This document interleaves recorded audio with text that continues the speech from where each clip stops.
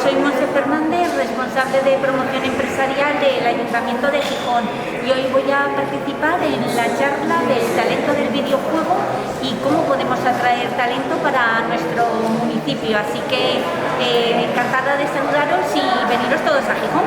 Yo soy Luis Delgado de Liquid Games, también participo en la misma mesa y bueno, envío un saludo a Gijón y a la Comic-Con.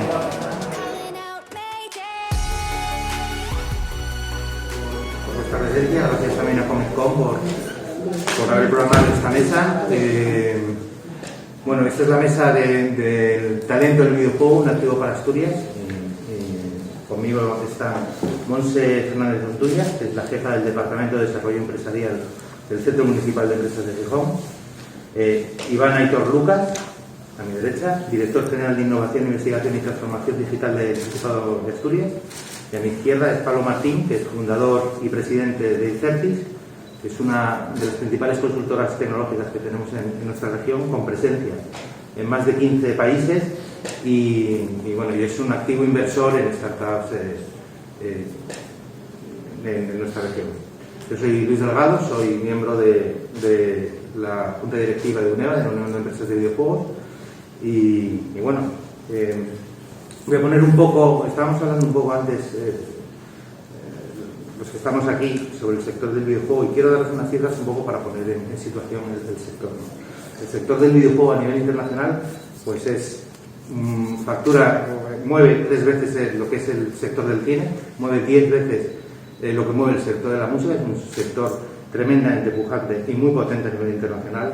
En España también es un sector que tiene unos crecimientos tremendos, con un nivel de empleo de 9.000 personas de forma directa, un impacto económico de unos 4.000 millones de euros.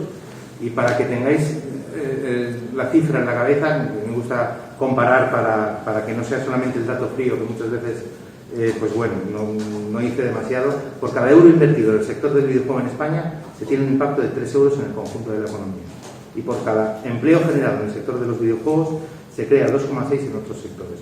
Por lo tanto, estamos hablando de un sector que tiene un futuro tremendo, con unos crecimientos, pues en España rondan el 20% anual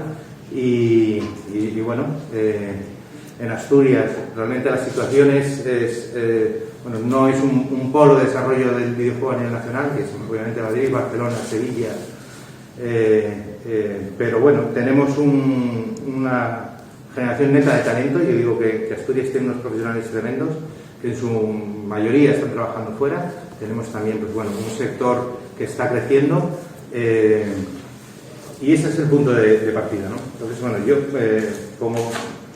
para empezar la mesa, podríamos empezar con como veis, el sector del videojuego en Asturias, el papel que juega dentro de Asturias. Bueno, sí. Muchísimas gracias a la organización, muy buenas tardes a todos y a todas, y muchas gracias por la invitación. Contestando a la pregunta de cómo vemos el sector del videojuego, yo quisiera empezar ampliando la idea de lo que es el videojuego, ¿no? Porque realmente, si nos quedamos solamente en la idea de la persona que está jugando al FIFA en su casa, y eso lo tomamos como videojuego, o el que está jugando al Candy Crush con su móvil, si tomamos esos dos factores como videojuego, Asturias está muy lejos de poder hacer algo así. Es decir, lo hablábamos antes de cuando nos vimos. Claro, la cantidad de capital que se necesita para hacer un juego de estos es sumamente complicado y muy difícil que se atraiga a una empresa de los tamaños que hay. Ahora bien, si ampliamos la imagen o la visión de lo que tenemos nosotros como videojuegos, es decir, lo que conlleva y los sectores a los que tocan, en Asturias vemos muchísimo potencial. Es decir, dentro del sector TIC, Asturias ahora mismo supera casi al sector turístico, para que os hagáis una idea. Es decir, estamos por encima del 7-8%. Y por ejemplo, en ciudades como Gijón, con la milla de conocimiento, pues es casi un cuarto del Producto Interior Bruto, es decir, de la riqueza del municipio, ¿no? Creo que eso dice también el nivel de profesionales que hay, el nivel de empresas. Hoy nos acompaña y además de agradecer que Pablo, pues una una persona que lidera una empresa que es cotizada, quiero decir que está en la bolsa, que eso es sumamente importante decirlo, porque antes en la presentación decís que era un referente, yo me atrevo a decir que es un referente internacional, y esto muchas veces lo que nos pasa en Asturias es que no nos lo creemos, que es la gran tradición que nosotros tenemos de apuñalarnos nosotros mismos antes de meternos en el río, ¿no? Para ver si flotamos o no. Entonces, realmente eso es algo que tenemos, que va en nuestro ADN y que hay que intentar competir, y realmente el tratamiento que hay es precisamente poner en valor y aflorar todo lo que se está haciendo, ¿no? Tú antes presentabas, en la presentación, comentabas la asociación que hay pequeñas empresas que lo están haciendo muy bien, que son referentes, que han ganado licitaciones a nivel europeo con otras derivadas del videojuego, realidad virtual, realidad aumentada para formación o gamificación en industria, gente que está trabajando para sectores muy punteros como el ejército. Quiero deciros que si nos vamos a algo más que el videojuego, es decir, que el FIFA y el Candy, Asturias tiene una posición muy importante, algo que hay que apoyar y que además así lo haremos y lo hemos hecho, y algo que hay que empujar. Y lo primero, creérselo, porque ya os digo, es algo que es endémico y que muchas veces pues lo que hace es que no aflore todo lo que se está viendo, ¿no?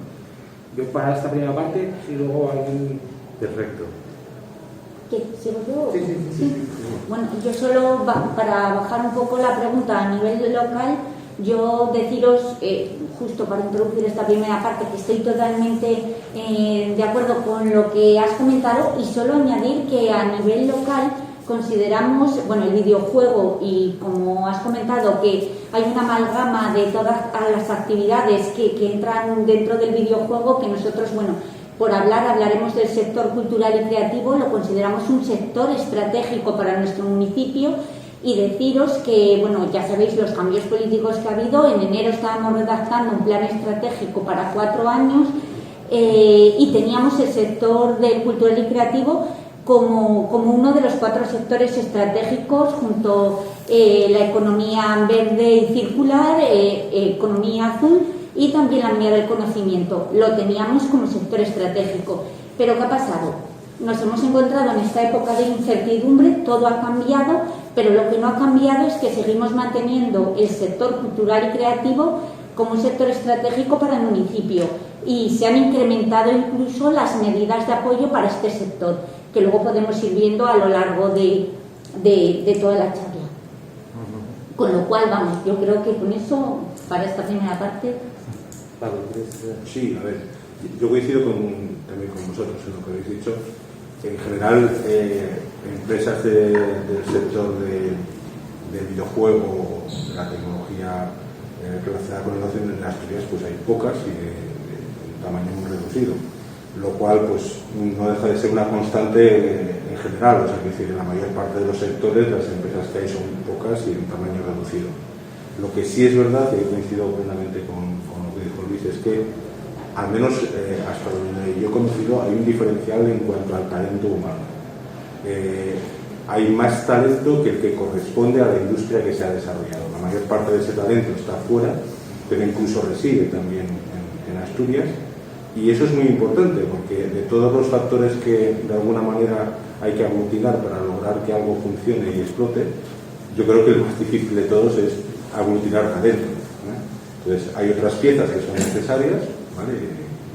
Las nos podemos imaginar, ¿no? Con otros tipos de recursos económicos, no incluso de gestión o de management, de promoción, de marketing, pero la condición necesaria más importante, la condición sine qua non, es el que haya talento. Entonces, yo tuve la suerte de conocer algunas de las personas que participaron en el arranque de las primeras empresas de videojuegos de la región, y al menos hasta donde yo he podido ver, creo que el nivel es un nivel equiparable a las mejores factorías de cualquier parte del mundo.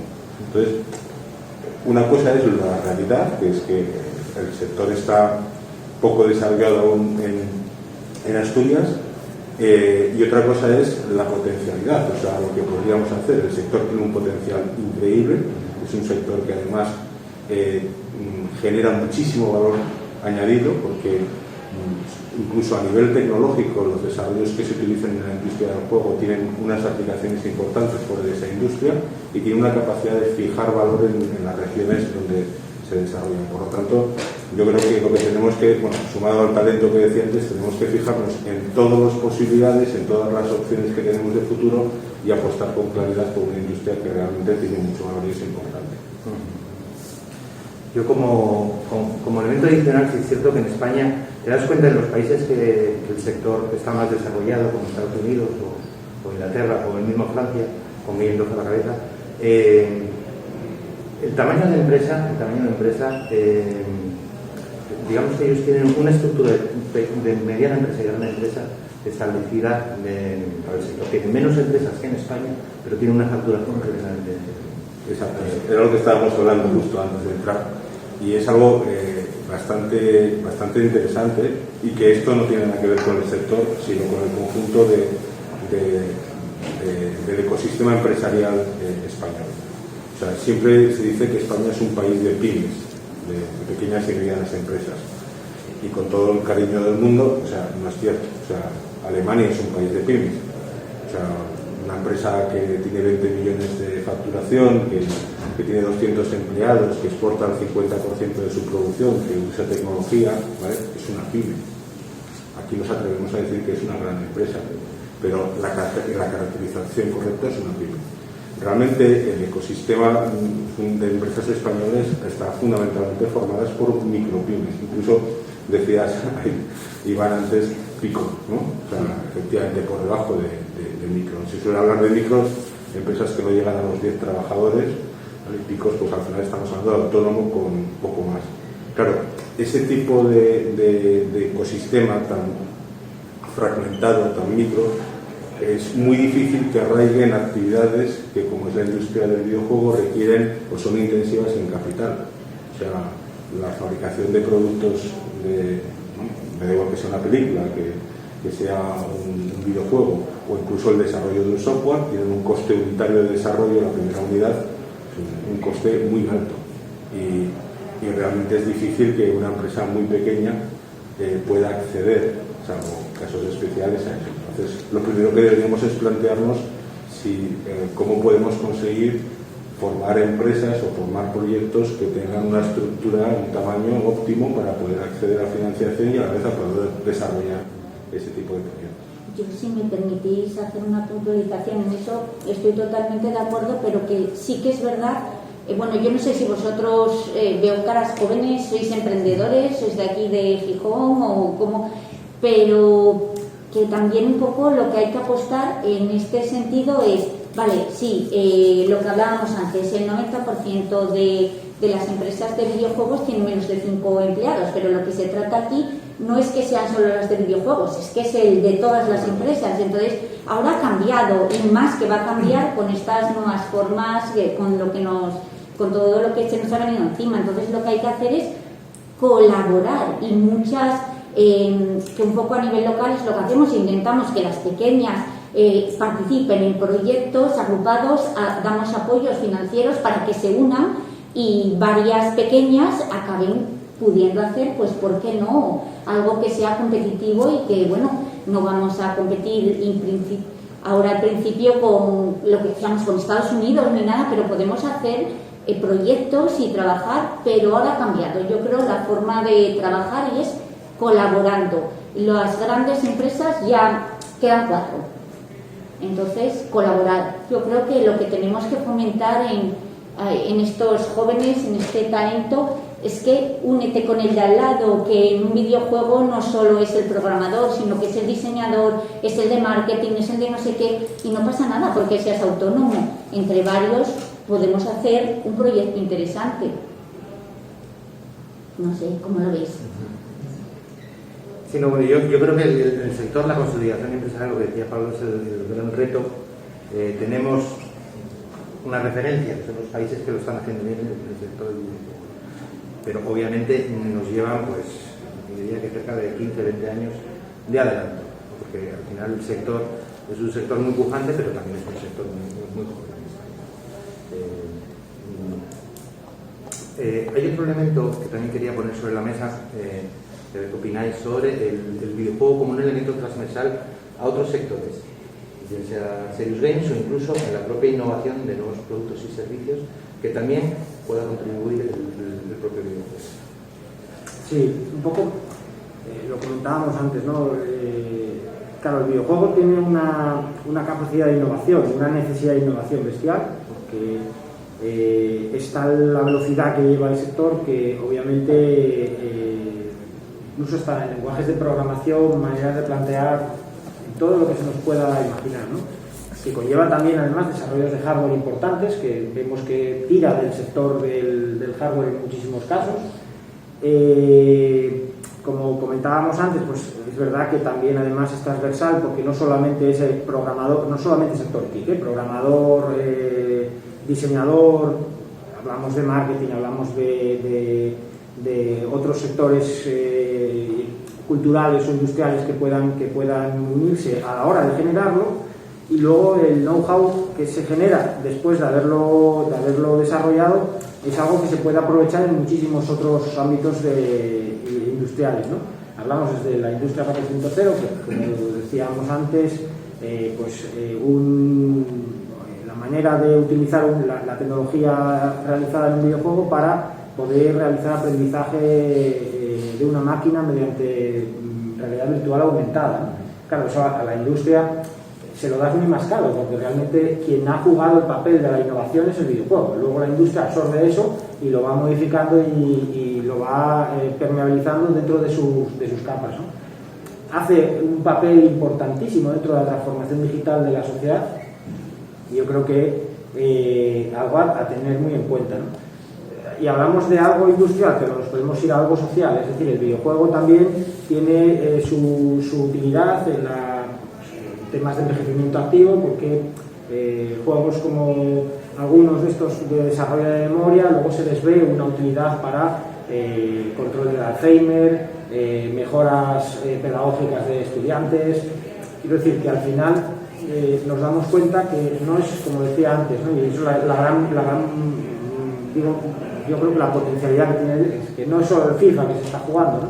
Pensar en eso es pensar muy a corto, y sé que además hay alguien que pensaría en esto cuando alguien diría, oye, hay que potenciar este sector dentro del Principado de Asturias. Pues sí que hay que potenciarlo, ¿no? Y alguien llegaría a pensar o diría que ¿para qué si es un PIB muy pequeñito el que están generando, ¿no? Pero hay que darse cuenta que esto es a largo plazo, que como bien comentas nos llevan muchos años de adelanto los que van por delante, los que van a la cabeza de todo esto, que además puede ser un ejemplo después para otra serie de empresas de base tecnológica, por ejemplo, de cómo se ha hecho, cómo se ha unido, cómo se capta inversiones. Es un aprendizaje también, realmente van a la cabeza de la innovación, ¿no? Y yo creo que eso es importante, y ya uniendo un poco con lo que comentaba antes, que las empresas sean pequeñas es un problema, y eso es algo que es endémico en España, pasa con todas, no en este sector, está en todos los sectores, y es algo contra lo que hay que luchar, ¿no? No sé si es la palabra adecuada, luchar o fomentar la unión, la colaboración empresarial, la participación conjunta desde todos los ámbitos, ¿no? Desde el ámbito educativo hasta el universitario, porque realmente cuando das el salto a montar una empresa, cuando del sector del videojuego o de cualquier otra, muchas veces lo das en solitario, ¿no? Y realmente te das cuenta que te hace falta más destrezas, que te hace falta más equipo, y cuando esas empresas salen o se generan, pues con más equipo, más fuerza humana, normalmente suelen tener más supervivencia, ¿no? Lo vemos como ejemplo en las empresas de base tecnológica que tenemos en Asturias, y otra también para decir que no nos lo creemos nunca, pero que, y digo el dato, estamos 26 puntos por encima de la supervivencia de la media nacional. En Asturias, digo 26 puntos, es que no es que sean 2, 3, 26 puntos. Es decir, las empresas de base tecnológica que se generan en el Principado de Asturias sobreviven al cabo de 5 años un 26% más que la media nacional. Y es algo también porque la gente lo hace bien, es decir, porque como decía Pablo, talento hay. Lo que hay que creérselo. Eso es lo voy a repetir muchas veces, porque llevamos a todas las charlas que damos, porque esto de creerse que Asturias se puede y que Asturias tiene talento, lo dijimos ayer, y gustó, que había gente que se lo quería, decía, pues abrimos telediarios nacionales, se han hecho aquí cosas que no se ha hecho en ningún otro sitio. Yo estoy empezando a volverme un activista en ese sentido. Sí, sí. Es decir, la realidad, he tenido la suerte de viajar por trabajo por medio mundo. Puedo hablar de Estados Unidos, puedo hablar de Europa, puedo hablar de India, de China, de todos lados. Y sinceramente, cada vez, cuanto más viajo y más conozco, más aprecio lo que tenemos aquí. Y no me estoy refiriendo solo al paisaje, a la gastronomía y demás, que evidentemente es un valor diferencial. No, es que el talento y la capacidad humana que tenemos en Asturias y los asturianos es muy alto en general. ¿Vale? Quizás el problema es que hemos generado más o mejor talento, durante una etapa al menos, que el que podía permearse hacia las capacidades de la industria de lo que generaba, ¿no? Entonces, eso ha obligado a que ese talento no necesariamente resida en Asturias y esté en otras zonas. Eso en sí no es malo tampoco, ¿vale? O sea, que decir, puede parecer malo, pero yo siempre lo dije hace muchos años, digo, si tú tienes la suerte de ser ingeniero aeroespacial, pues da igual que nazcas en Gijón, en La Coruña, en Badajoz o en no sé dónde. Es que mira, el sitio más cercano que conozco de aquí donde hacen cohetes es en Toulouse, así que ya te puedes coger la maleta e irte, ¿no? A lo mejor hay algún pequeño laboratorio en Madrid, alguna cosita para esa industria y demás. O sea, que tener mucho talento y tener que ir a trabajar a otro sitio no es malo. Lo que es malo, ¿vale?, es que no seamos capaces de capitalizar la mayor parte de eso, ya sea físicamente aquí o con conexiones a ese talento en remoto que está trabajando por todo el mundo. Cuando viajas por todo el mundo, hay una cosa súper divertida. Yo ya hablo de la mafia asturiana, directamente, yo llamo la mafia asturiana. Yo no sé cuántos ejecutivos de alto nivel o personas en perfiles técnicos hay en grandes empresas por todo el mundo. Hay sitios que hasta te ríes, porque realmente empiezas a buscar y es que hay asturianos de la diáspora increíble, impresionante. Ese talento, ¿vale?, parte reside en Asturias y parte reside fuera. Tenemos que conectarlo, son puntos que hay que conectarlo y hay que aprovechar eso que tenemos para hacerlo funcionar. Repito que es la parte más importante para conseguir hacer cualquier proyecto.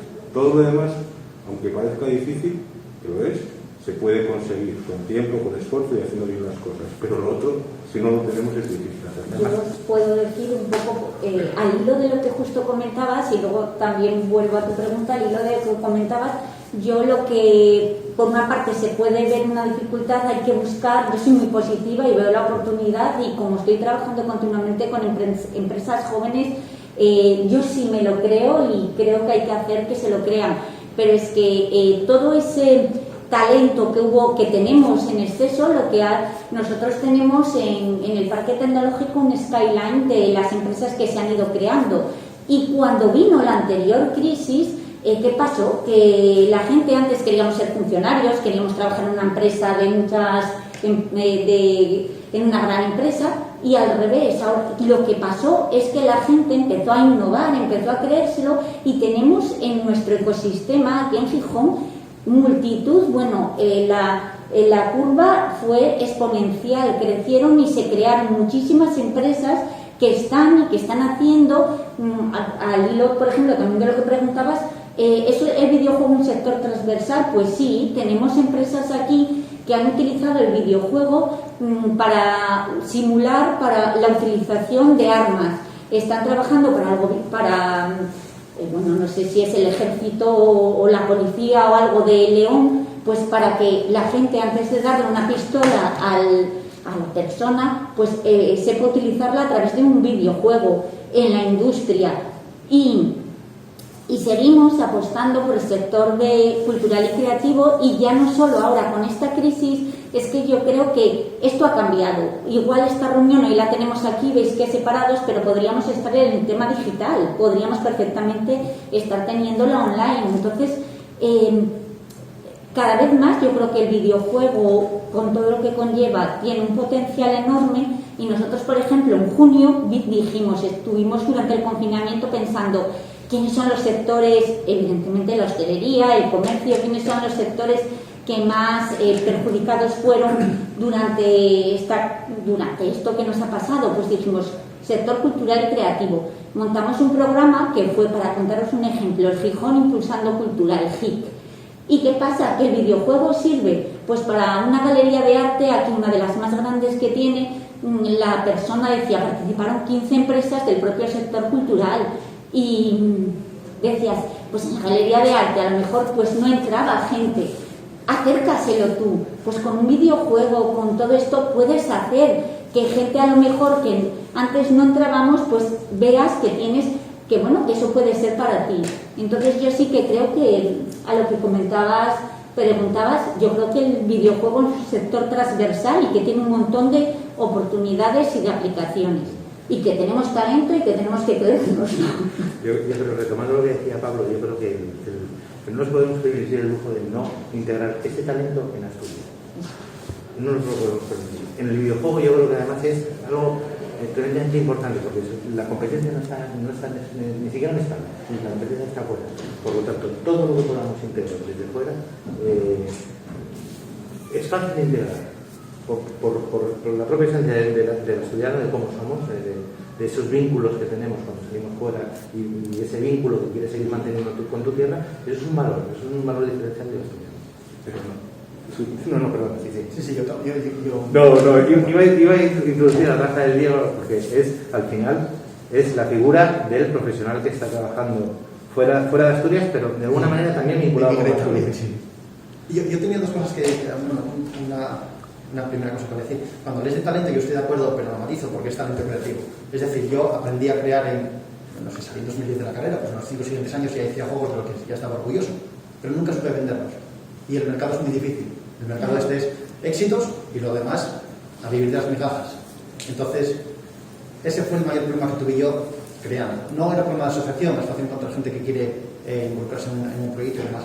Y eso me lleva también, es decir, ¿cómo la vamos a ver? ¿Cuál es la solución para eso? Que es la solución que nos permite ser sostenibles. Y teniendo en cuenta que esta industria creativa, que son éxitos o fracasos, bueno, entre comillas, pero fracasos en lo económico, porque es mejor tener empresas grandes, al menos para empezar, que tener empresas pequeñas. Por ejemplo, si todos nosotros fuésemos una empresa, si fracasamos nos vamos 20 fuera, o 25, los que seamos. Si cogemos cada fila una empresa, el que tenga un éxito, si es gordo, esos tres no se van a ir. Igual todos los demás nos vamos, pero esos tres no se van a ir, posiblemente puedan absorber algunos de los que ya han quedado por ahí rebotados. ¿Y por qué entendiendo cómo es la industria del videojuego, por qué es mejor tener empresas grandes? Entiendo lo que quieres decir, pero ¿por qué es mejor para empezar a tener empresas grandes que pequeñas que puedan ser más ágiles? Es decir, mira, proyecto de 2 años y si no funciona, pues busquéis la vida. ¿Qué fue lo que me pasó a mí? Que tuve que marchar. Claro, yo te entiendo perfectamente. Las empresas grandes, claro, el tamaño grande, pequeño, al final es cuestión de ponderarlo, pero yo me refiero, cuando un emprendedor, por ejemplo, se acerca a alguno de los organismos que hay para asesorarle y dice, voy a generar una empresa. Lo normal es que lo genere él, sea autónomo, a lo largo del primer año, pues si le va bien, genere un puesto de empleo y contrate a alguien más que le ayude. Después, si pasa de 60 a 70.000 euros al año de facturación, se haga social limitada y entonces ahí igual genera otro puesto de empleo. La captación de músculo y eso te va a requerir un desgaste mayor que si te planteas un equipo multidisciplinar grande con una capacidad de absorción, incluso hasta, te pongo un ejemplo, ¿no? Si tú fueses a un inversor siendo una persona o dos, autónomo, y le pides al inversor 100.000 euros para que invierta en la primera fase del capital riesgo, no entra ni en la F de loco. Ya te lo digo, no te va a decir, pero ¿dónde vas tú? ¿Pero tú quién? No, es que vengo aquí con mi amigo de toda la vida. Somos súper amigos, somos súper buenos. Yo no lo estoy poniendo en duda, pero no estoy loco. Entonces, claro, también si te das cuenta, los proyectos de inversión, cuando aquí se dice o se hace mención en España, es que el capital riesgo no se mueve, es que no se puede mover el capital riesgo. Es decir, no se puede mover porque ¿a dónde lo destino? A gente que estoy asumiendo tal exceso de riesgo que estoy más que loco. Por lo tanto, me salgo de las 4 veces de familia. No puede ser, porque soy muy pequeñito. Pero si tú vas a un inversor y le dices, oye, mira, somos 10, aquí hay un ingeniero, hay un diseñador, hay un experto en marketing y ventas, porque tenemos cubierto esto, hay 3 programadores Y además de todo esto, mira, hay un financiero que está aquí y tal. ¿Cuánto habéis facturado? No, mira, pues este primer año 150, el que viene planteamos 300. Igual nos damos una hostia, también puede ser, pero el que viene planteamos 300, el siguiente 900. Y necesito de ti 250 para... ¿Y no te va a poner mala cara? Es que es así, bueno, él es inversor, te lo vas a poder decir, pero... No, pero lo que has dicho tiene mucho sentido. O sea, a ver, por un lado, completando un poco lo que estabas diciendo, Iván, en el mundo hay mucho más dinero del que nos podemos imaginar. Y dinero que anda buscando todo el tiempo proyectos en los que invertir.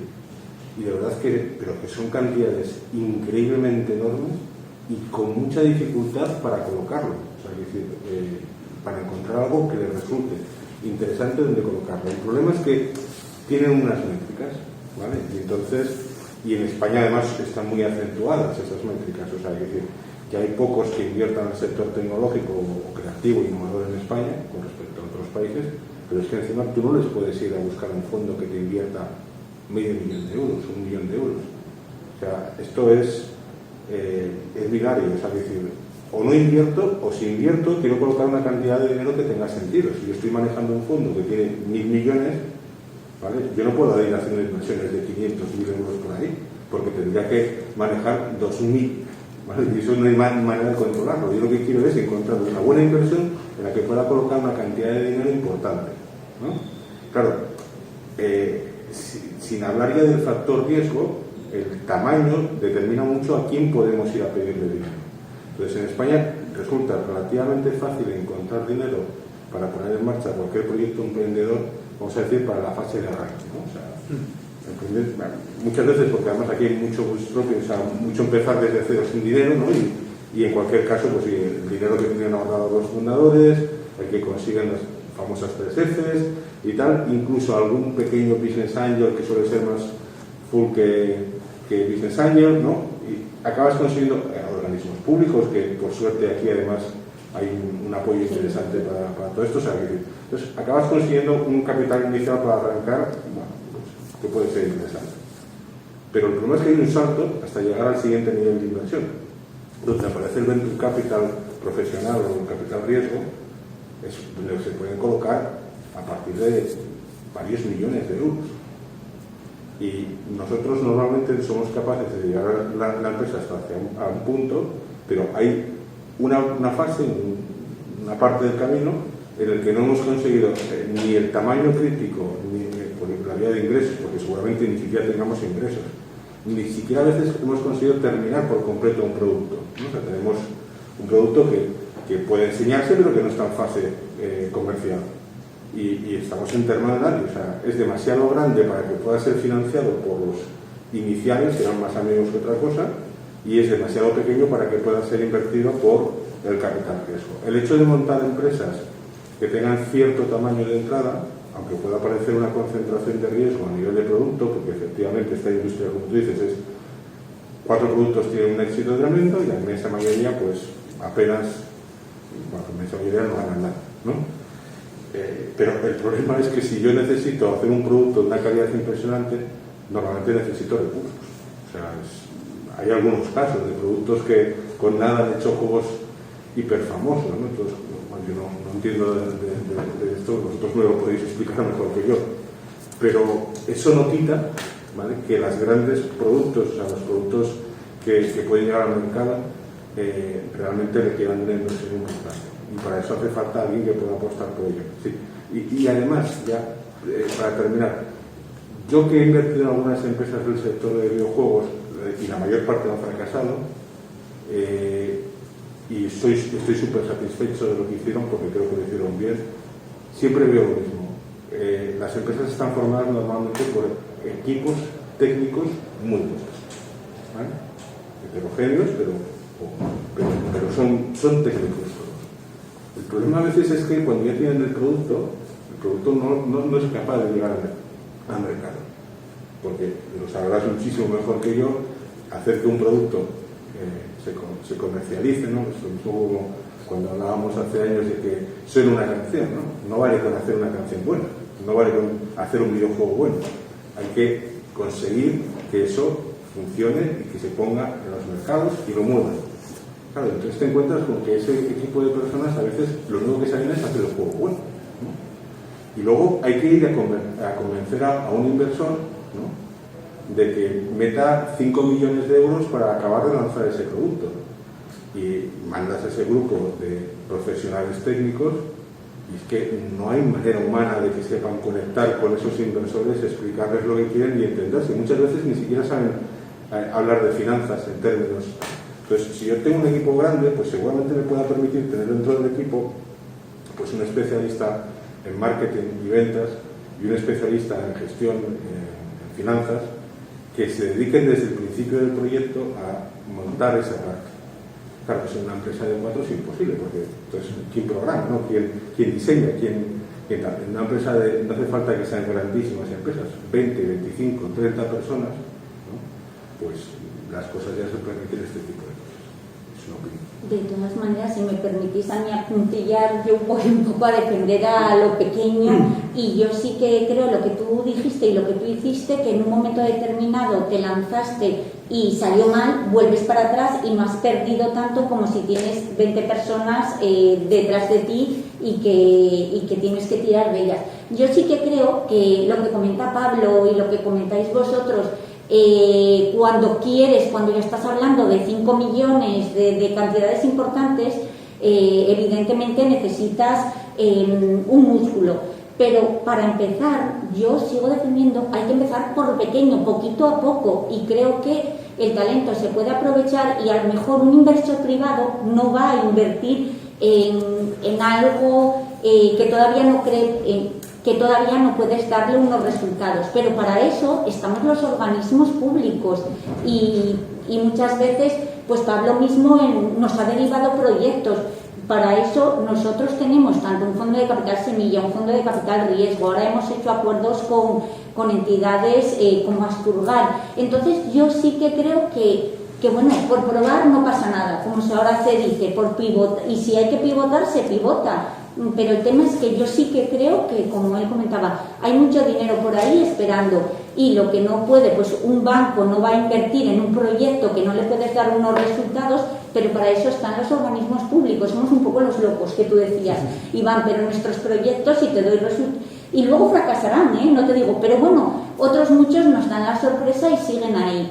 Entonces, yo sí que creo que porque apostéis, porque os arriesguéis, para mí tiene mucho mérito el ser emprendedor y ser emprendedor de 2, 4, 5.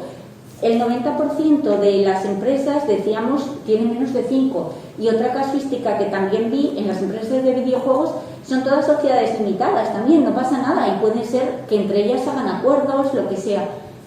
Yo sí que creo que bueno, y todos nos hemos ido a Madrid y hemos vuelto, que aquí lo que decíamos, yo he estado muchos años y luego he vuelto y no pasa nada, pero sí que creo que podemos quedarnos en Gijón, en Asturias, que sí que hay posibilidades, y dinero también, y apoyos.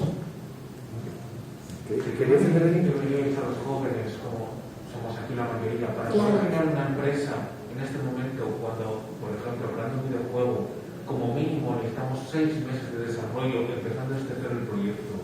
Eso quiere decir que estaríamos en pérdidas continuas 6 meses sin tener un producto siquiera que pueda llegar a funcionar. Te puedo dar un ejemplo. Mira, nosotros pensamos en eso, entonces justo ahora, parece que vengo a vender mi libro, pero es así. Hemos creado una ayuda que es la aceleración de proyectos innovadores y tenemos entre 4.000, son pequeñas, claro, no hablamos de 1 millón, pero es una ayuda entre 4.000 y 6.000 euros en función un poco del proyecto y de cómo se valore para los primeros 6 meses, antes de darte de alta. Y luego, después de que te des de alta, por ejemplo, nosotros la pusimos justo para antes de darte, porque luego el año pasado hubo una ayuda del Principado buenísima, la del cheque innovador, que te daban 10.000 euros para el primer año. Con lo cual, bueno, lo nuestro es incluso lo que tienes que ir dando son resultados, te ponemos un mentor, depende de la especialidad que necesites y te va haciendo tutorizaciones mes a mes y tienes que ir cumpliendo unos hitos y bueno, pues son 6 meses que has perdido, bueno, yo no diría que has perdido, es que has invertido en tu proyecto, que al final pita, genial, que no, bueno, pues hemos perdido todos o hemos aprendido, yo creo que de los errores también se aprende. Bueno, no sé si estoy vendiendo demasiado. Aceleración de proyectos. Por cierto, hablé el 16 de septiembre. Del 16 al 30 es la segunda convocatoria de estos proyectos. Y ya para proyectos, si queréis, de colaboración hasta 36.000 euros, hay otra que es plataformas de desarrollo empresarial. Yo creo que dinero hay. Yo no obstante, Rafa, yo estoy más en la posición de Pablo, en el sentido, sí es cierto que hay una parte del videojuego que es el producto creativo, puro y duro, ¿no? Pero el videojuego puede ser más elementos, como ha comentado la ciudadana. Y después, obviamente, para que una empresa funcione, no solamente necesita los creativos y los programadores y la gente de arte. O sea, que hay mucho más. Yo, por ejemplo, en el sector del móvil está el marketing digital, está obviamente la gestión, tienes que llegar a acuerdos internacionales porque si no, no tienes nada que hacer. Es decir, aquí tienes que tener una estructura de empresa que al final es oficio también. Es oficio.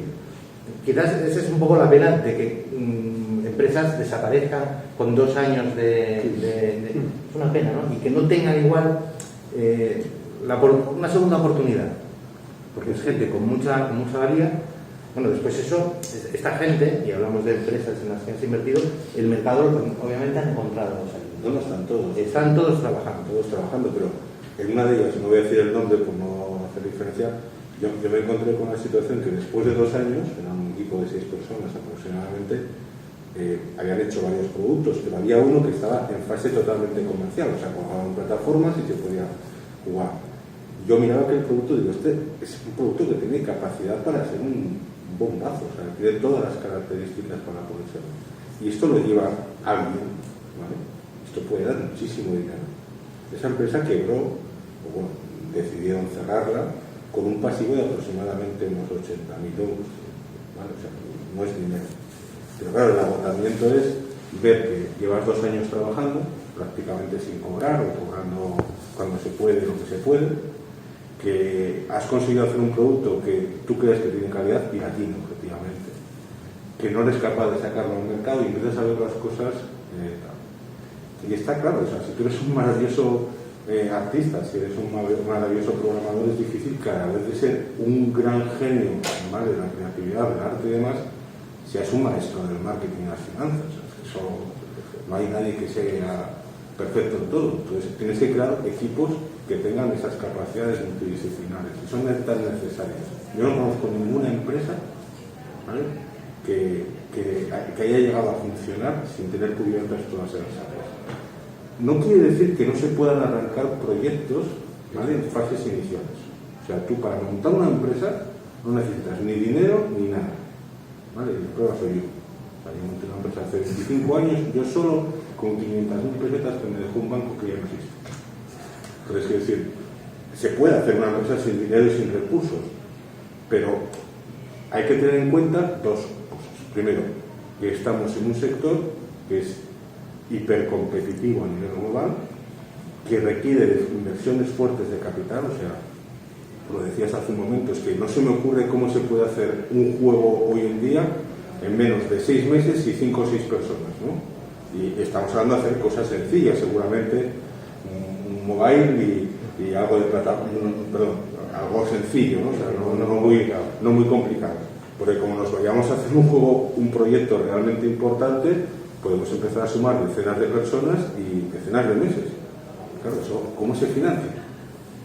Dice, no, bueno, es que empiezo de cero. Sí, empiezo de cero, pero es que al final este no es un producto como otros productos de software, ¿no? Que dices producto mínimo viable y empiezo a aumentar capas de cebolla, ¿no? Yo a veces voy a lanzar proyectos en Cloud SaaS, ¿no? Que, pues los hago con esa funcionalidad y mañana le añado esta, Al juego le puedes añadir capítulos, ¿no?, si quieres, pero el juego entero tiene que estar hecho para poder lanzarlo.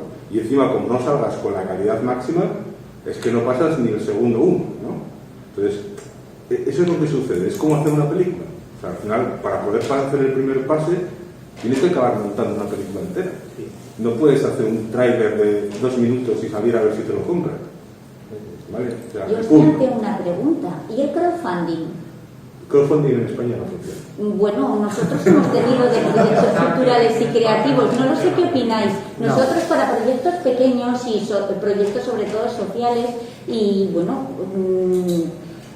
no lo sé, yo es que creo que hay que empezar a cambiar un poco, no lo sé, si tú dices que no funciona, nosotros siempre estamos hablando de proyectos pequeños, yo no hablo de millones ni de nada, pero un videojuego evidentemente, no lo sé, dentro del desconocimiento, yo creo que primero querría ver, no sé, una versión beta, una versión y empezar a... El crowdfunding en España yo creo que, al contrario que en otros países, por ejemplo, te vas a Estados Unidos, el crowdfunding allí se maneja muy bien y tiene muchísimo recorrido, pero porque tiene unos incentivos fiscales que aquí no tenemos. Es decir, y no sé si alguien ha estado alguna vez por Estados Unidos, pero si tú paseas por una placita de Nueva York y te encuentras que un banco de la plaza tiene una plaquita de este banco está patrocinado por Manganito de tal. Igual es una familia como mis padres, que son de clase normal, y les dio por poner 1.000 euros en ese banco, ahí queda su placa, pero tienen un retorno de X% en... Eso aquí no está, por lo tanto, no estando, y encima con trabas legales, como ya se pusieron a las plataformas de crowdfunding, tiene el recorrido que tiene. Es decir, que yo quiera sacar un juego participativo para ayudar a no sé qué, que esté muy limitado a 15.000 euros, y esto va a ayudar, pues no sé, a las víctimas de atropellos de tráfico y tal. Oye, perfecto, te van a dar los 15.000 euros, allá 15.000, no 15.005. Es decir, eso, cuando yo digo, se me desvió un poco el proyecto medio mes, entonces no son 15.000, son 17.000, pues allá hay problemas. Así que el crowdfunding hay que tenerlo en cuenta como la salida que tiene. Quiero decir que es verdad que la gente participa, pero con limitaciones. No podemos hacer que una empresa dependa del crowdfunding como tal estructura empresarial. Es decir, si yo tengo un proyecto de videojuego que me va a costar $500.000 euros, no puedo hacerlo depender del crowdfunding, porque lo más probable es que me lleguen los 300 y me quede sin los 300. No, hablamos es que estamos hablando de, claro, de importes muy diferentes. A ver, perdona, aquí estáis gente que sabe mucho más que yo. ¿Cuánto creéis que es la cantidad mínima con la que se puede hacer un juego? Y no me vale decir, vamos a trabajar 10 personas durante 2 años sin cobrar, porque para mí eso es...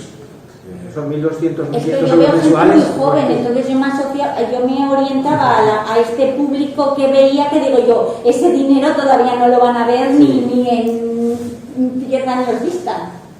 A ver, ¿con cuánto se puede hacer un pequeño juego? Un juego móvil, o sea, sí, los 100.000 euros, pues, perfecto. Con menos de... Si quieres competir... estoy hablando de algo que pueda vender. ¿Se puede hacer con menos de 200.000 euros un juego? Sí, pero vamos, No me vale el esclavismo personal, o sea, que si a mí que 8 personas se metan en una sala y estén trabajando un año gratis, eso no quiere decir que se pueda hacer, no sé, lo que quiere decir es que tú has invertido. Bueno, ya habéis bajado a más de la mitad, de 500.000 ya estamos hablando de 200.000. Pero bueno, estamos hablando de un videojuego mobile, que tienen costes de desarrollo sensiblemente también, además con una competencia muy elevada y con costes a veces de marketing que superan el coste de desarrollo. Sí, bueno, la pregunta tiene trampa, ¿eh? Porque para mí el sector es tan amplio del videojuego que entran, hay muchos tipos de empresas, muchos, ni siquiera la gente que está dedicada a mobile, hay 2 empresas iguales. Es lo mismo la que desarrolla para vender, la que compra la IP para poner en las tiendas, la que directamente desarrolla y opera sus juegos. O sea, son modelos diferentes y cada uno necesita también su... No es lo mismo ir a casual que ir a un juego un poco más elaborado, que también tienes en móviles grandísimas inversiones de millones de dólares. Sí, exacto. Entonces, pero al final hay unas cantidades. El producto se puede pedir que hace una película. Pues, a ver, es que hay unos límites, de verdad, y eso que ahora al grabarse en digital bajó muchísimo los costes de producción, pero así todavía hay unos mínimos. Entonces, tenemos que garantizar que vamos a poder hacer un producto de calidad, terminarlo, y tenemos que tener un presupuesto que nos permita llegar a eso. Se puede encontrar perfectamente. Lo que quiero decir es que, a mi entender, es una opinión totalmente personal, ¿no? Creo que es más fácil encontrar esa financiación cuando eres capaz de armar un proyecto, ¿vale?, más ambicioso, ¿no? Es curioso, pero es así. Otra cosa es que digamos, no voy a hacer eso.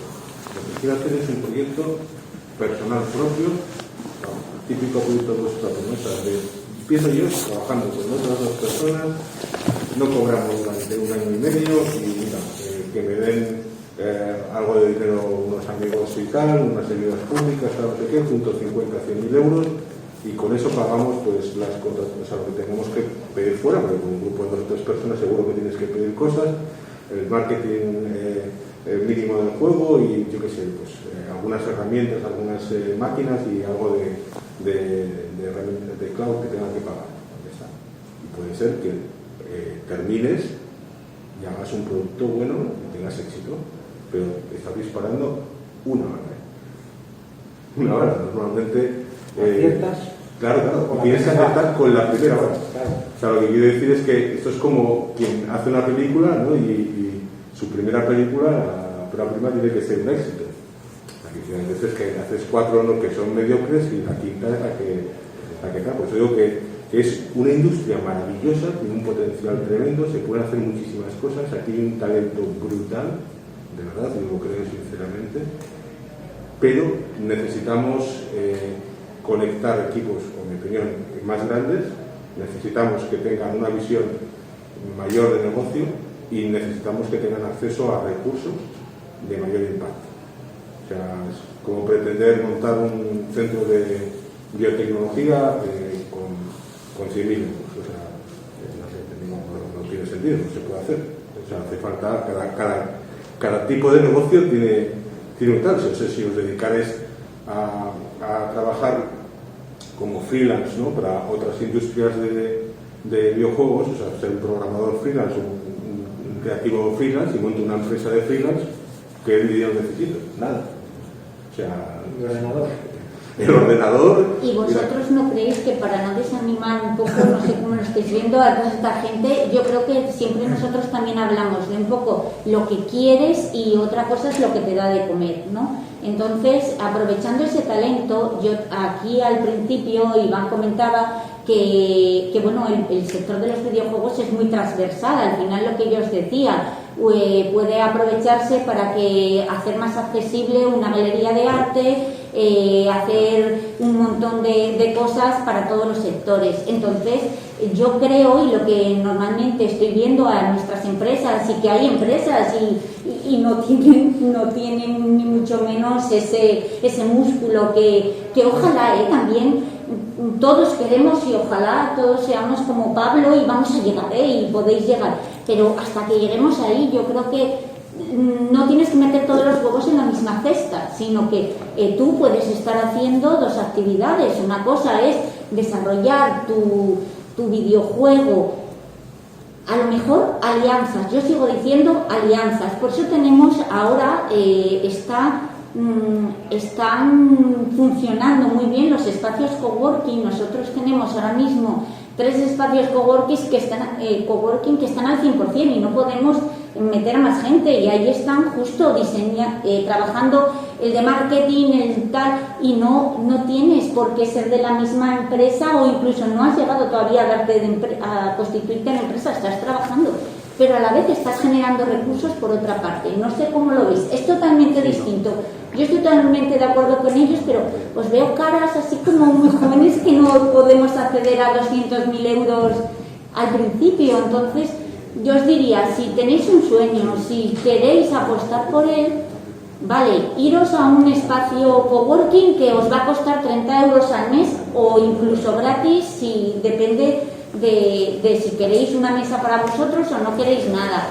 Vais a tener profesionales, asesor jurídico gratis, asesor fiscal, tecnológico, que van a estar ahí apoyándoos, que evidentemente no van a ser el especialista que vais a necesitar dentro de 2 años, pero al principio igual tenéis algo. Y no quiero decir que estoy totalmente a favor de vosotros, pero estoy incluso, no sé, poniéndome yo como abogado del diablo de la parte pequeña. No, yo estoy totalmente de acuerdo.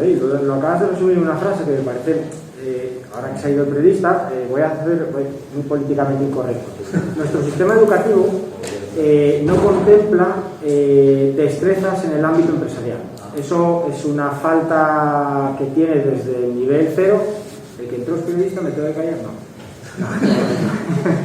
no tiene destrezas ninguna, es decir, no se le da a los alumnos y alumnas destrezas para poder desarrollar no solo un proyecto empresarial, que no se trata solo de tener una sociedad limitada a nombre tuyo, sino esas destrezas de gestión de proyecto empresarial van a servir después como destrezas de gestión del proyecto en la empresa, en tu vida diaria resolver. Es decir, para mí es algo que es básico. Yo lo digo porque como hace un año que estaba en otra parte, justo un año ayer, o sea que 366 días me marca LinkedIn. Pero mirad, yo pasé por la universidad, yo monté una empresa y el primer trimestre tuve que contratar a 14 personas y no dormía porque yo no sabía esos 14 pollos que veía por la oficina yo durmiendo. Yo, para mí me estresaba, porque decía, pero bueno, si hace 3 meses estaba yo solo aquí con mi socio, yo solito montando un ordenador, y de repente tengo a 14 preguntando, llamando, picando a la puerta, y dices, pero es que miedo, ¿no? Porque daba como la sensación, eso lógicamente dices, ¿qué hubiera pasado si yo hubiera llegado con destrezas adquiridas? Hombre, pues que no me hubiera dado ese pánico escénico, sino que lo hubiéramos gestionado de otra manera, ¿no? Partiendo de esto, y ella lo resumió en una frase que me gusta, porque aquí cuando mucha gente monta la empresa y da el salto, lo cual animo, porque para mí ha sido una experiencia vital y no quito que acabe volviendo otra vez a montar en su momento, cuando alguien monta una empresa, resulta que no diferencia de lo que se come a lo que se gusta. Es decir, yo cojo sobre ese proyecto que es lo que a mí me gusta, porque a mí me gustaría desarrollarlo y yo me centro en esto, pero en el mundo en el que vivimos, con lo que a ti te gusta hacer, normalmente no puedes pagar en el Mercadona. Al Mercadona tienes que llevar billetes impresos en la Fábrica Nacional de Moneda y Timbres, les gusta así, y entonces las empresas normalmente suelen comprar lo que a ti no te gusta, que es lo que ellas necesitan, y te suelen pagar por ese servicio. Entonces tú puedes plantearte una empresa y ir cogiendo músculo de dos maneras diferentes. Me monto, somos 5 y nos da por hacer un videojuego, vamos a buscar los 200.000 euros, como decía Pablo, es una bala, Esto, imaginaros que tú vas a cazar, estás delante de no sé qué bicho y dices, voy a ver si le disparo, y pisaste una rama, el bicho se movió, disparaste, ya sabes, te recoges los bártulos y te vas, te quedaste sin pieza, ¿no? Que no me gusta la caza, pero por ver un sí. Bien, claro, puedes hacer esto o puedes hacer y decir, oye, yo mientras voy detectando necesidades y por lo tanto tengo a alguien tecnólogo dentro de mi equipo que sabe hablar el lenguaje que hablan en las empresas, porque el desarrollador, el diseñador, el programador, normalmente, lo que comenta Pablo, yo también me lo he encontrado, gente delante que dices, y ahora me lo estoy encontrando con otro sector que desconocía en gran medida, con el ámbito de la investigación. Un investigador que te dice que es y que tiene, y te pone un PowerPoint y dices tú, por favor, me pones ese PowerPoint y no te veo más en la segunda. No, pero si es que aquí tengo la solución en nanomateriales para resolver. Ya, tío, pero estás haciendo una mierda de PowerPoint. Es decir, es lo más antinatural que hay en la vida. Es decir, no te puedo seguir, no puedo. Bueno, pues ¿por qué? Porque él es bueno investigando. Obviamente ese es su fuerte. Necesita a alguien que le haga esto. Hay especialistas que hacen PowerPoints. Aunque suena así, sí, hay empresas que tú les dices la idea y te hacen unas cosas preciosas, maravillosas, que, claro, cuando las pasas dices, pues es que eso sí lo compraría yo. Claro. Entonces, puedes empezar con esto y a la vez ir mirando en los sectores que, con tu know-how y de tu equipo, qué puedes ofrecer a las empresas para ir captando recursos, es decir, para que te permita ir creciendo y cogiendo músculo. Si tú te presentas después de 2 años o después de 1 año con tu proyecto hecho a retalitos de tiempo, en el que vas avanzando cuando te queda un tiempo libre y demás, pero te presentas con una facturación de 100.000 euros, ya no te ven de la misma manera. Cuando tú te presentas con un portfolio a un inversionista o a un banco, porque la entidad pública, lo que dijimos, normalmente es la ventaja que hay aquí en este país, es que no tienes que ir con experiencia ninguna, es decir, te suelen dar la carta blanca inicialmente y con eso puedes iniciar, ¿no? Normalmente no se pide. Pero cuando tú vas a alguien y le dices, mira, pues yo es que ya trabajé para DuPont, ya trabajé para Thyssen, ya trabajé para Icertis, porque les hice tal pijadita, tampoco hace falta que les hayas hecho el desarrollo de no sé qué. Claro, ojo, eso son pegatinas que me voy poniendo y dices, bueno, pues esta gente, joder, seria. Si encima tienes la gran suerte, o tenemos la gran suerte en Asturias, de gente como Pablo, que hace inversiones y ya has trabajado para él, y ya te ha visto, porque al final la inversión solo se basa en un ámbito, en confianza. Esa es la palabra clave, confianza. Y la confianza se gana, no es algo que te doy per se. Entonces, no sé si entendéis por dónde voy. Es decir, tú puedes estar desarrollando con tu equipito pequeño proyectos pequeños. Obviamente, si nadie te está diciendo que con un equipo de 5 personas y en el año 0 te dé por irte a un Horizon 2020 de la Unión Europea a levantarte 1,5 millones de euros. Nadie te está pidiendo eso. Pero sí que es verdad que tú lo puedes plantear como un segundo salto antes de sacar al público un proyecto que hayas hecho que te haya costado a lo largo de 2 o 3 años, pues 200, 300.000 euros, porque has ido poniendo o reinvirtiendo tus beneficios. Si te va mal ese proyecto, no te mueres, porque tú sigues haciendo otras cosas, es decir, tú tienes experiencia y conocimiento y contactos como para poder seguir desarrollando otra serie de actividades, porque hablamos, el videojuego es muy transversal. Si yo me planto aquí y digo, a mí me gustaría hacer el FIFA y solo quiero hacer eso, es que no lo vas a poder hacer. Es así, tu capacidad no va a poder llegar no vas a poder. ¿Por qué que Pablo puso el símil de las películas, me parece muy acertado? ¿Por qué los directores empiezan haciendo cortos y a la vez por las noches le están dando vueltas a su película? Porque un corto cuesta 15.000 euros. Eso sí se lo hacen por crowdfunding, eso sí se lo invierte en un banco, eso sí se lo da una subvención, eso sí se lo hace él con su amigo ayudante de cámara y un operador de audio, pero él sigue pensando en lo suyo y hace un corto y gana un corto y va a otro con otro corto y corto y corto y corto hasta que de repente dice, coño, ¿y de dónde saco esta película? ¿No? Porque lleva 10 años trabajando en ella. Bueno, pues ese es el símil, es decir, se puede, pero cuando hace la película hay 150 personas detrás, pero porque ya tiene un bagaje de decir, mira, y bueno, y lo veis en las películas, director que ganó el corto de no sé qué, el corto de no sé cuál, pues eso trasladado a la empresa es lo mismo. Bueno, yo me llamo Dani, soy estudiante de videojuegos y precisamente hilando con todo esto, que creo que es un punto de vista que tengo yo, creo que uno de los problemas de que falle la teoría de que se constituyan grandes empresas es en la base educacional que comentabas. ¿Por qué? Porque la misma sociedad creo que no se cree que esto llegue a ser una industria potente. Entonces, ¿qué pasa? Que llegas al ámbito universitario y te encuentras que no existen universidades públicas donde se estudie una formación de calidad de videojuegos. Sí que, por ejemplo, la formación profesional está empezando a los primeros tirones, pero falta aún muchísimo. ¿Qué ocurre? Que luego las empresas grandes de videojuegos demandan a profesionales que no encuentran. Y siempre dicen que no encuentran un perfil específico porque no tiene las habilidades requeridas. Entonces, un poco es la cual se mueve la muletilla. Entonces, pasa un poco que es un círculo vicioso que creo que no se está corrigiendo y que es lo que provoca en una pequeña parte o una media parte que no se logren estos estudios grandes y, por tanto, alguien con un sueño empieza a perseguirlo desde el principio, porque nadie cree, porque no tiene una formación de antes, entonces bajo lo que él tiene empieza a aprender de forma autodidacta todo lo que necesita para crear un videojuego de principio a fin. Y bueno, yo creo que es uno de los pilares que deberíamos tener muy en cuenta de aquí a un futuro. Yo no estoy de todo de acuerdo con lo que es una información pública de calidad. Yo estoy aquí en ingeniería informática y es cierto, el sector del videojuego es tremendamente autodidacta. Pero no significa que aprendas de la nada, aprendes de los recursos que hay en internet, que están a disposición de todo el mundo, normalmente a nivel de ellos. Y aprendes y progresas y haces cosas muy chulas después de 3, 4, 5 años. Yo vi mi propio cambio, lo vi en otras empresas del sector, Luis también vio. Y claro, el problema es que no puedes especializar en todo. De hecho, yo fracasé empresarialmente porque no supe vender lo que hacía. Pero lo que hacía a mí me parecía que tenía un resultado, una calidad aceptable para ser un estudio de 2 o 3 personas, o igual en el caso máximo 8. Entonces, en ese sentido, yo creo que no es el fallo que hay. Es más, lo que decía Iván, yo no sé vender. Es más, no entiendo cómo se vende. Y no entiendo los mecanismos fiscales que los están poniendo. Es más, no entiendo toda esa carga que hay de cuánto cuesta una nómina para la empresa, los riesgos que hay, lo que decían aquí de las inversiones. Ese yo creo que es el mayor problema que hay. Ahora bien, yo soy de perfil técnico, no sé si otras disciplinas están cubiertas.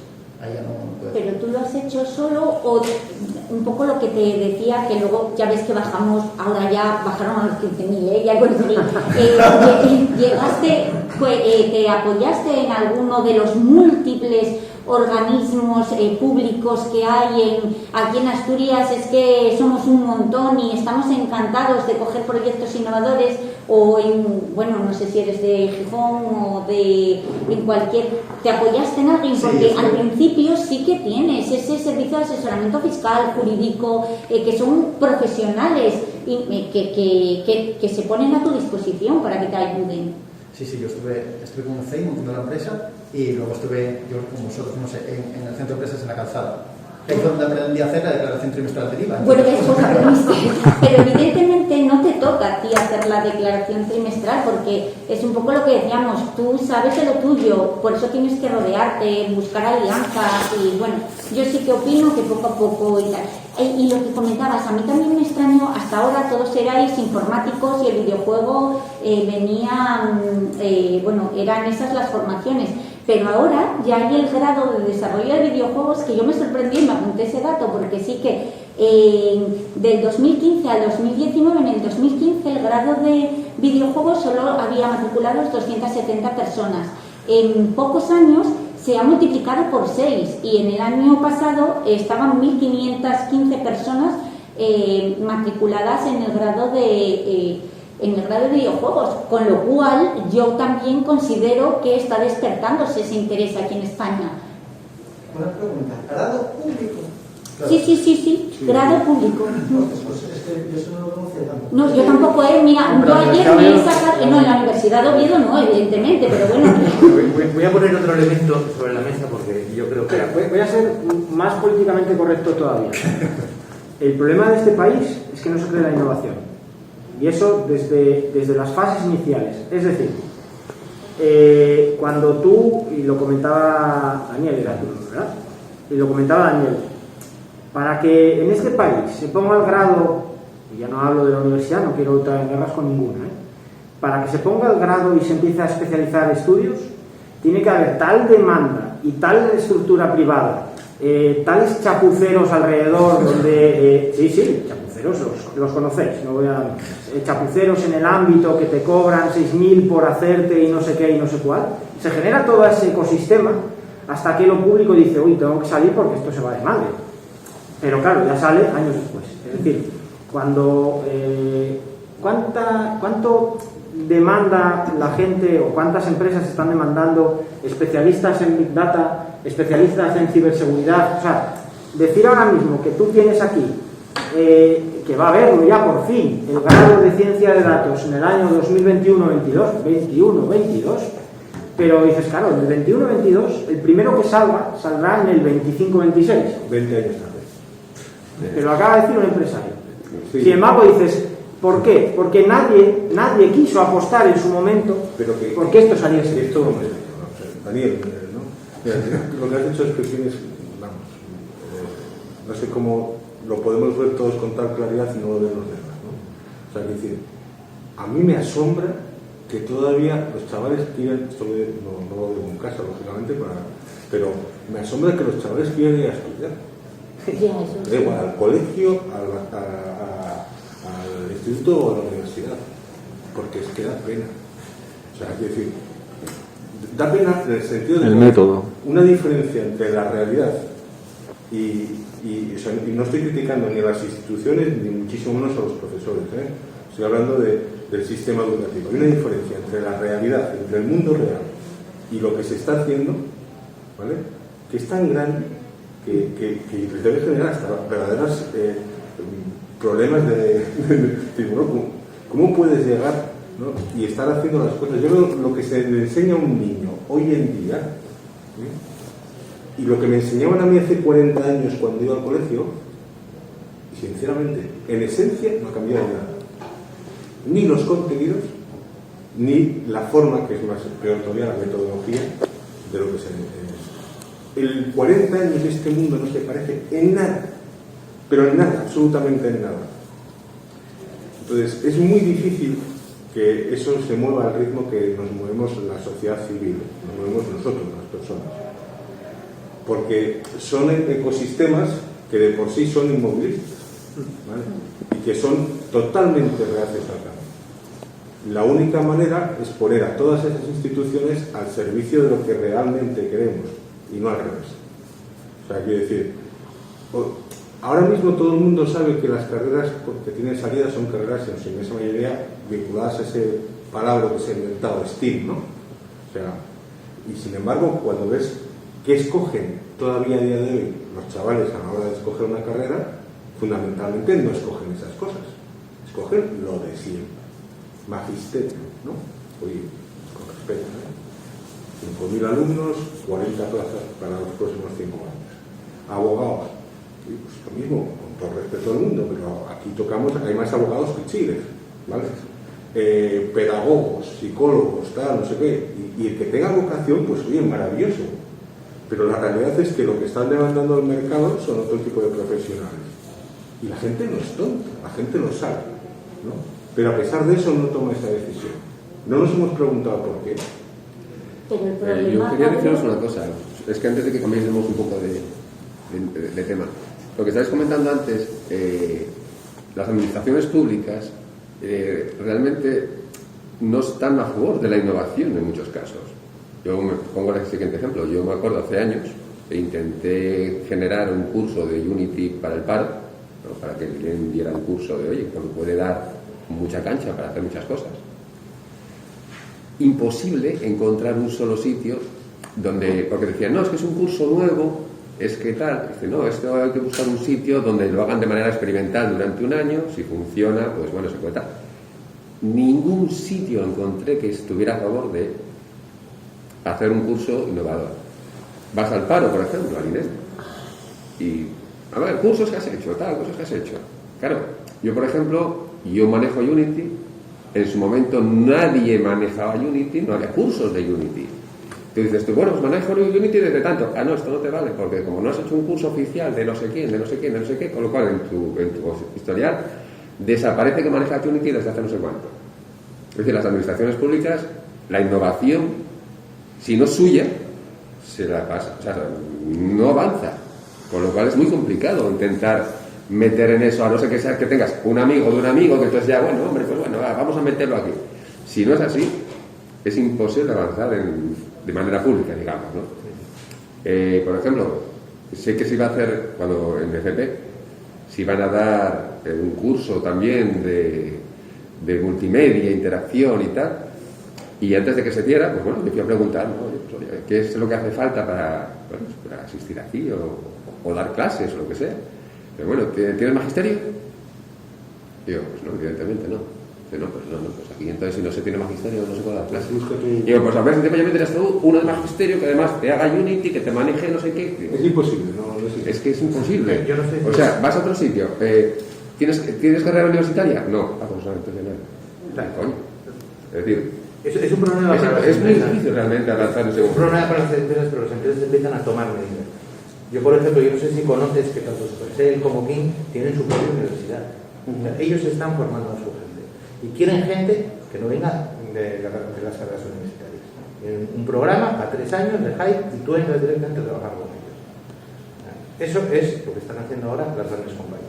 Este es un poco lo que decía antes Pablo, decía, bueno, todos eligen magisterio, tal, no, pero es que el problema es los que no eligen esas carreras, que es un poco lo que tú dices, los que quieren innovar y eliges alguna carrera un poco diferente y que crees que tiene salidas y de pronto te encuentras con que los profesores justo en las carreras más diferentes aquí en la universidad te sueltan los apuntes de hace 5 años o hace 10 y dices, eso ha cambiado. Ahora ya esto no sirve, pues eso os lo puedo decir de primera mano, que dices, pues van a salir esa gente que tendrán el título, pero cuando una empresa vayan a pedir trabajo a la empresa empezarán de cero, o serán autodidactas como vosotros. Porque el sistema educativo en No, España yo ahora eso sí que no funciona. No. O sea, no funciona ni para construir un ecosistema innovador dentro de cualquiera de estos sectores, ni para transformar nuestra industria productiva, ni para proporcionar lo que necesita la economía a nivel de profesionales. Y esto está generando un problema, ¿vale?, a todo el mundo. O sea, es curioso, el sistema de educación debería ser el que capacitara, el que fomentara, el que creara y demás. Y lo que está haciendo es crear un problema. ¿Y por qué? ¿Vale? Es lo que decía antes la pregunta. ¿Qué es que esto no lo sabemos? Bueno, el problema es que lo sabemos, pero nadie quiere cambiarlo. ¿Y por qué no os habéis preguntado por qué? A ver, al niño que le gustan las matemáticas es casi un friki, ¿no? Un nerd. O sea, quiero decir, ¿hay alguien que le guste las matemáticas cuando está en el colegio? 4, ¿no? Porque, sinceramente, es difícil, ¿vale?, que como enseñaron las matemáticas, a mí no me han gustado las matemáticas de adulto, ¿vale? Porque mientras estudié, sinceramente, era algo bastante agresivo, ¿verdad? Sí. Y es que siguen enseñando eso igual. Claro, al final te empiezas a ver cosas que no sirven absolutamente para nada o que no eres capaz de ver para qué sirven. Y con una persona absolutamente desmotivada que tampoco te hace ver nada. Pues yo veo a los niños con 7 años con recorta, pega y colorea, ¿vale? Y se tiran así durante 12 meses, cuando podrían estar sentados en el juego, ¿vale? O sea, en el suelo, con un juego, pues no sé, montar un kit de robot, ¿no? Y aprender a programar ese robot con unos kits que hay. Seguro que esos niños, cuando tengan 16 años o 15 años, a lo mejor un 5% de ellos les interesa el mundo de la programación o de la robótica. Pero el problema es que luego llegan a la universidad y en la universidad se encuentran con lo que yo te digo, que les siguen dando la teoría y que no quieren que llegues a la solución del problema de otra forma. Pero yo no estoy hablando de formación, yo estoy hablando de vocación. De vocación, pero incluso si porque tienes la vocación de quizás, que es lo que dice sinceramente, mira, yo tengo que contratar en muchos casos a gente que tiene título. Sí, formarla tú. No, me refiero que tengo que contratar a gente que tenga título académico porque en algunas instituciones me exigen que el personal tenga títulos, cada vez menos y cada vez solo restringido a la administración pública, ¿de acuerdo? Yo, una gran empresa, nadie me va a pedir si esta persona tiene un título o no. Lo que necesito son buenos profesionales. Los buenos profesionales pueden tener título o no tener título. O sea, el título no es ninguna garantía de que lo sean. Lo que es triste es que a la hora de formarme, las únicas opciones que tengan sean en la autoformación, o sea, que tenga que estar buscándome la vida, porque tengo toda la formación del mundo, tengo todos los recursos del mundo para formarme en cosas que no tienen ninguna salida. O sea, si, de verdad, y con respeto, es porque yo soy un poco, menos polite, cualquier cosa, ¿vale? Yo, pues a mí no me importa que haya periodistas, nada, yo no tengo que dar cuentas a nadie, pero quiero decir, tú quieres estudiar filología clásica, ¿vale? Y aprender todo el mundo sobre los clásicos griegos y no tienes ningún problema, ¿de acuerdo? Y no estoy en contra de eso, por supuesto que no.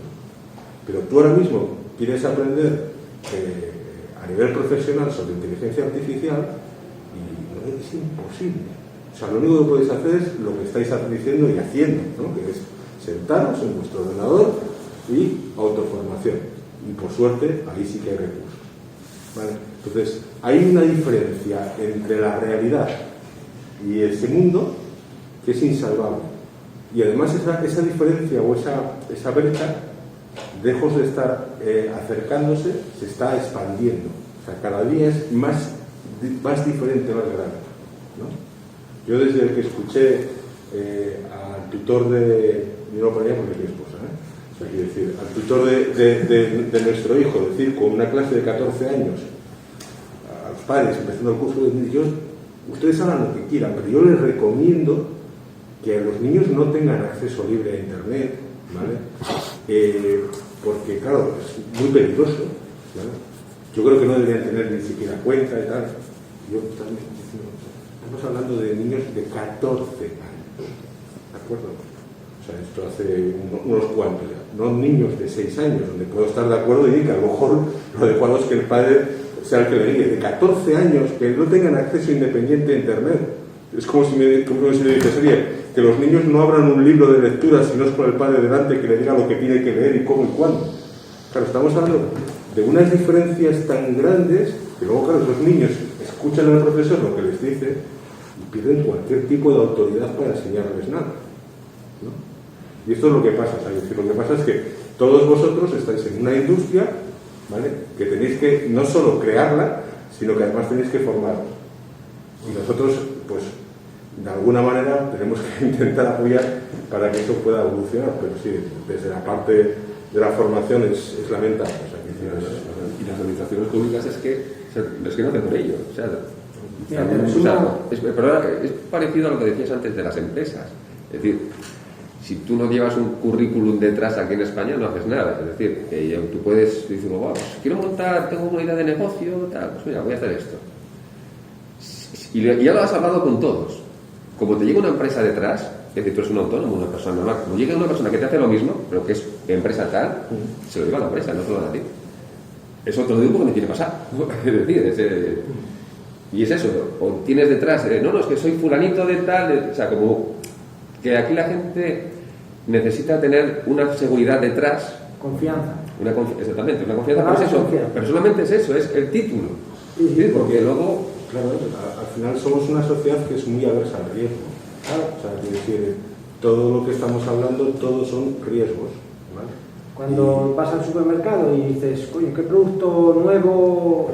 Sí, pero ¿lo hacemos compraré todos, o no es decir, compraré? no solamente a nivel de empresas con empresas, sino tú quieres que te vengan a arreglar las ventanas y prefieres que te venga la empresa fulanita que no que te venga uno que el vecino de abajo que sabe hacerlo. Te da más seguridad la empresa que igual el vecino, no sé, que ya tengas pues, una amistad con él, que ya sepas, que ya lo conozcas. Confianza.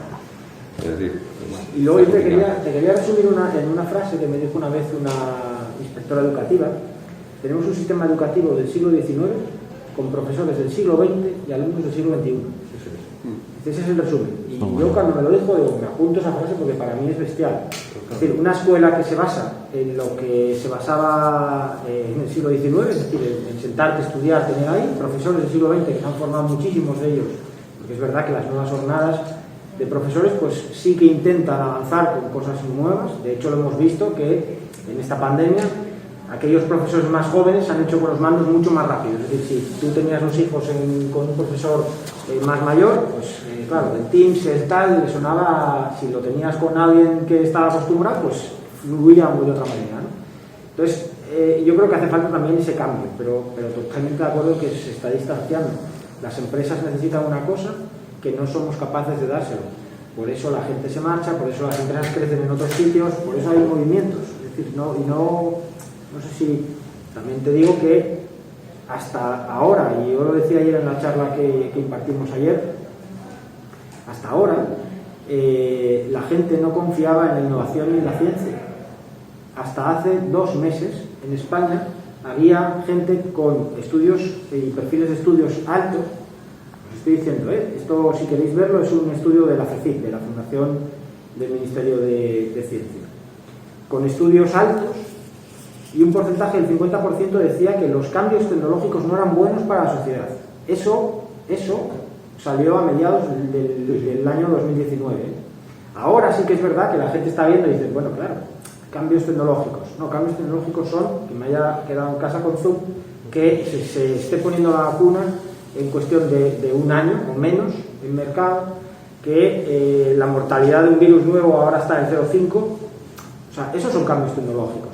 Y la gente empieza a confiar en la innovación, porque si nosotros no nos lo creemos, malamente, a nivel de gobierno, va a hacer alguien una apuesta por ello arriesgada. Aquí en Asturias ha hecho una consejería de ciencia, algo insólito, ciencia, investigación y universidad, aglutinado todo ello. Eso jamás había pasado. Y yo creo que jamás había hablado tanto de ciencia y de innovación, no porque yo estar en el equipo, pero jamás había hablado tanto de ciencia e innovación en medios de comunicación, en la Junta General del Principado de Asturias y por los 47 diputados que nos representan como ahora. Eso cambia las cosas. Cambia que cuando las subvenciones del IDEPA de +D+I hay el doble de proyectos que el año pasado. Hay el doble de proyectos en EBTs que el año pasado. Es decir, la gente, al final esto es como quitar la carbonilla de algo, ¿no? Estás rascando y tiene que empezar a aflorar. Llevamos 1 año, pero sí que, al menos esa percepción tengo. Esa percepción es real, y es que no ha sido políticamente correcto en nada, pero es cierto, o sea, la sensibilidad por lo que estás diciendo por parte de las instituciones actuales, yo creo que es clarísimamente identificable. Hay un cambio enorme, hay muchísimo que hacer, pero por lo menos hay una manifestación de querer actuar sobre todas esas cosas que estamos de acuerdo que son básicas. Sí. Y sí, ojalá. Ahí estamos. Desde vuestra experiencia por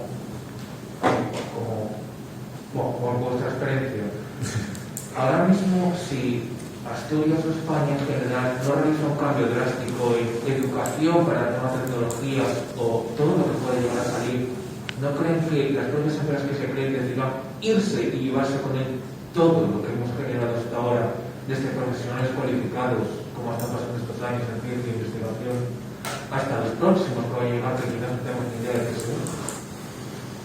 Sí. No, a ver, en serio. Las decisiones de inversión se estarán sesgadas y se irán en busca de ese talento.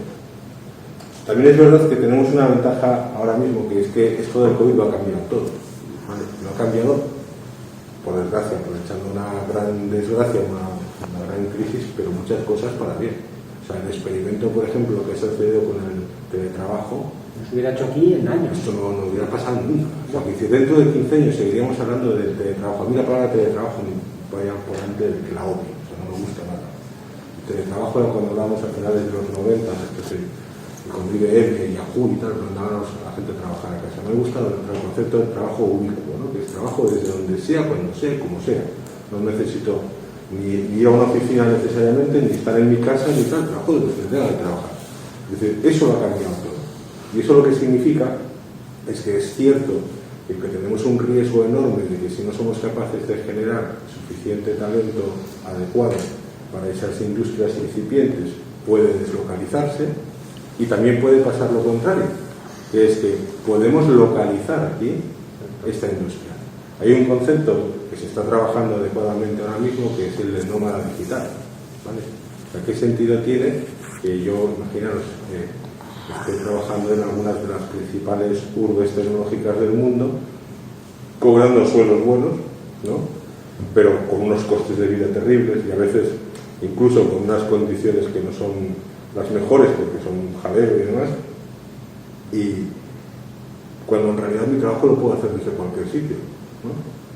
Yo hace unos meses estaba con el presidente del gobierno de Canarias, ¿no? Y me hablaban de la apuesta de gobierno que habían hecho para traer nómadas digitales, y me empezaba a decir, joder, es que, a ver, nosotros nos vamos a California y convencemos, claro, abrieron hasta una línea de transporte aéreo directo entre Canarias y Estados Unidos para fomentar eso. O sea, que decir, subvencionaron a la compañía aérea para que abriera una línea directa entre Estados Unidos y las Islas Canarias. O sea, lo hablábamos antes también. Este verano pasado estaba en Mountain View, en la sede de Google, en el parking de empleados, y detrás una explanada llena de caravanas, como un poblado de caravanas vamos, servicio de tercero, donde estaba lleno de programadores, bueno, de ingenieros junior, que su primer año ganan 80, 90 mil dólares, que ya los quisiéramos aquí, ¿no? Y que con ese dinero en Mountain View no se puede vivir. Lo primero porque no te alquilan una casa, se alquilan a alguien tal. Entonces tienes que ir a San José, 2 horas del coche para bajar, 2 horas del coche para subir, a pagar $3.000 para vivir en el suelo de una cocina, ¿vale? Vas a pagar un apartamento. Claro, tú dices, con esa persona se me viene a Las Palmas de Gran Canaria con $80.000 debajo del brazo, unos 60.000 euros, el rey del mambo. O sea, que dice, además, sol, clima, buen tiempo, tal, no sé qué, no sé cuánto, la tabla de surf, tal, trabajo igual.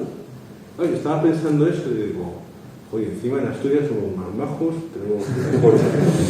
sí, de verdad, somos más majos, tenemos mejor comida, tenemos muchísimo más que ellos. Digo, oye, que se vengan aquí los nómadas digitales, ¿no? O sea, y esa es la realidad. O sea, tenemos una oportunidad tremenda, o sea, o el COVID ha generado una transformación social que creo que se puede acelerar para que podamos fijar no solo talento en Asturias de los que actualmente estamos aquí, no solo de aquellos que en su día se fueron a trabajar fuera para que regresen, sino a los que están trabajando por otras partes del mundo y que no son asturianos para que fijen aquí su desarrollo. Y eso puede ayudar a que con el paso de los años se estabilice un tipo de sociedad o un tipo de personas que generan también mucho valor. Entonces, sí es verdad que existe un riesgo tremendo, o sea, puede ser que si no somos capaces de ofrecer a esas empresas y a esas personas los recursos que necesitan para hacer eso, se nos vayan, pero veámoslo todo siempre en positivo. O sea, no veamos lo que no tenemos, veamos lo que tenemos muchísimo, y podemos hacer todo lo contrario. O sea, que con esto lo que hagamos es atraer gente hacia aquí que quiera trabajar. Y yo sí, por ampliar un poco, sí que os diría que además esta situación lo que ha hecho es que las administraciones públicas, no en educación, yo en lo que me toca, en la parte de empresa, han apostado, y antes comentábamos que se han duplicado los proyectos, pero es que hablo a nivel local. A nivel local hemos duplicado el presupuesto que teníamos para proyectos, con lo cual no es que podamos duplicar, es que tenemos el doble de recursos. Ahora mismo os decía, mirad, no sé si algunos sois de Gijón, claro, yo tengo el hándicap de que estamos hablando a nivel local solo, pero la administración a nivel local ahora mismo se va a abrir del 16 al 30 una convocatoria de 500.000 euros que es para proyectos innovadores, proyectos en colaboración o proyectos de personas que solo tengan una idea, con lo cual yo creo que sí que poco a poco, y así, bueno, yo creo que incluso con Luis, yo cuando lo conocí, Luis estuvo en Madrid, yo estuve en Madrid, todo el mundo tampoco pasa nada por moverse y luego venir y tal, pero sí que poquito a poco conseguimos atraer empresas. Aquí estamos generando y trayendo y recuperando profesionales de otros sitios, y yo creo que poco a poco nos costará, pero bueno, con entusiasmo y creyéndonoslo como ellos dicen, yo creo que aquí sí que hay recursos. Yo creo que cada vez y aprovecharlos, que es una pena. Si queréis, luego yo os dejo tarjetas, los que son de Gijón, y mira. Entonces, porque sí. Yo el problema que veo es que los inversores quieren un cierto nivel de empresa ya consolidada, pero esa empresa no se puede llegar a producir a nivel de principio hasta ella, porque mucho de la educación es que no está accesible, porque básicamente la educación está... mi padre tiene 70 años, yo tengo 36 años, y a mí me dio clase el mismo profesor. Sí. Con la misma nota en los dos veces. Con el mismo libro casi. Sí, totalmente. Yo he estudiado con libros de mis hermanas que me llevan 5 o 6 años. El problema es que la educación en España está basada a mañana tenéis examen, me lo tenéis que repetir todo, si no os gusta os jodéis. Y el problema que yo veo es que el inversor quiere ciertas cosas, el Estado no lo produce, pero el inversor tampoco dice al Estado, oye, mírate la educación, que vamos que esté pésima, no es normal que la gente se prepare aquí de una manera o de otra, tenga que acabar yendo al extranjero. Y lo que yo veo es que el Estado dice una cosa, el inversor dice otra cosa, y el PROE que quiere hacer una cosa novedosa, aquí no la va a conseguir, no va a tener apoyos, puede tener una reducción fiscal, todo lo que quieras, pero no tiene un asesor bien. Básicamente las empresas no llegan a los 2 años, básicamente porque se acaban las subvenciones, tú tienes que pagar, siempre es todo nivel de que cada vez que eso, pues dicen que lo que sabes vender, vale, yo de acuerdo, pero necesitamos tantos ministros innecesarios sin producir una unión entre los dos mundos. Yo si puedo contestar, ya que estuve en el ámbito 1 y ahora estoy en el otro, voy a contestar ahora, también políticamente incorrecto, igual llego y duro en cargo 367 días, pero da igual, hay que decirlo porque es la realidad. Tenemos un problema que es verdad, y te contesto una parte de tu pregunta, es, ¿el inversor le dice algo al Estado? Sí, todos los días.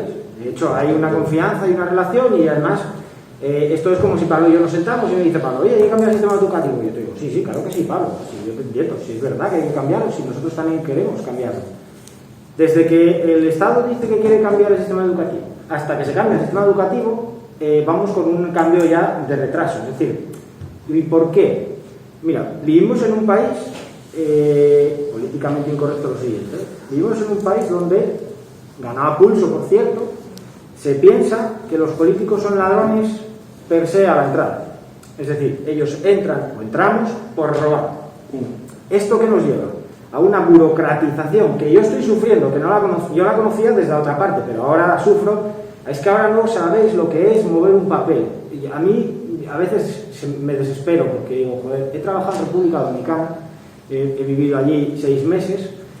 Oye, el movimiento caribeño es, la verdad que dices tú, joder, la calma esta de hacer las cosas para mañana o para pasado, pero es que lo de la administración es más que caribeño, pero porque hay tal cantidad de pasos burocráticos que dar, que los ha generado la propia sociedad. Es decir, la sociedad quiere que exista una 100% de certeza en qué se gasta el último euro.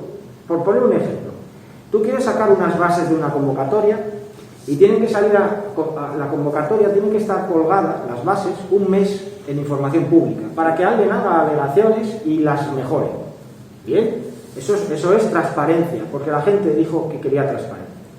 Una vez que ha pasado ese procedimiento, tienes que volver a estudiar cada una de las alegaciones que se han puesto en el portal de transparencia. Voy a poner solamente este caso, incluirlas o no, contestar a cada uno de los que han hecho las alegaciones, de si las tienes en cuenta o no.